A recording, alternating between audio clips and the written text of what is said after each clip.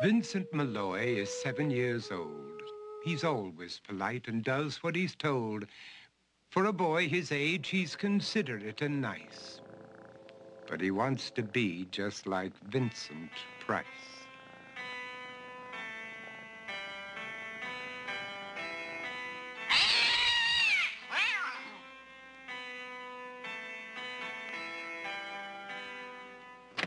He doesn't mind living with his sister, dog, and cats, though he'd rather share a home with spiders and bats.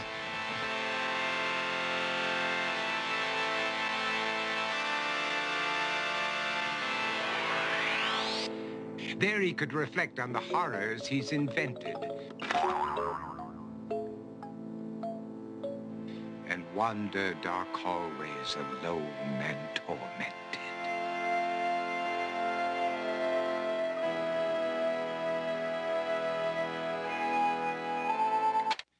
Vincent is nice when his aunt comes to see him, but imagines dipping her in wax for his wax museum.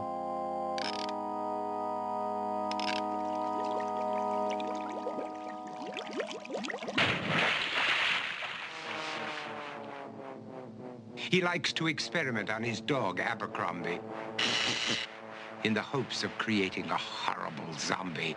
So he and his horrible zombie dog could go searching for victims in the London fog. His thoughts, though, aren't only of ghoulish crime. He likes to paint and read to pass some of the time.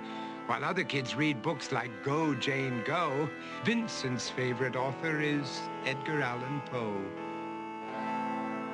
One night, while reading a gruesome tale, he read a passage that made him turn pale. Such horrible news he could not survive, for his beautiful wife had been buried alive.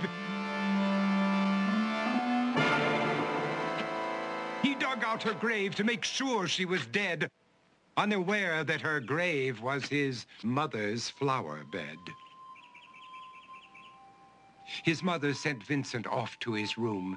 He knew he'd been banished to the Tower of Doom, where he was sentenced to spend the rest of his life alone with the portrait of his beautiful wife. While alone and insane, encased in his tomb, Vincent's mother burst suddenly into the room. She said, "If you want to, you can go out and play. It's sunny outside and a beautiful day."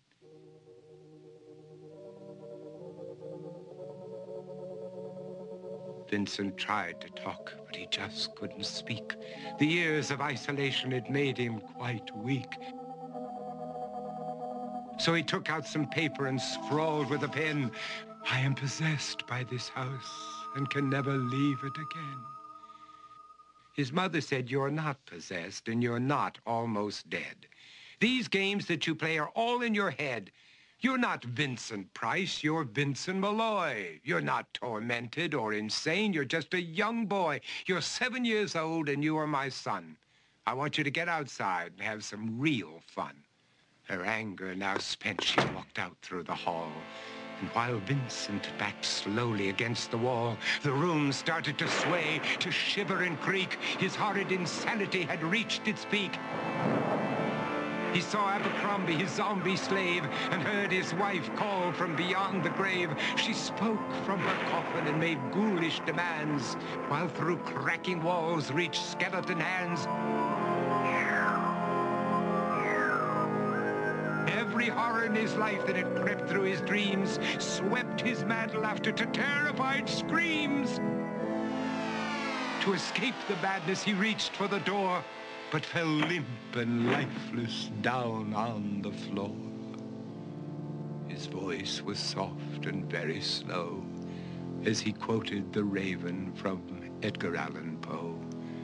"And my soul from out that shadow that lies floating on the floor shall be lifted nevermore."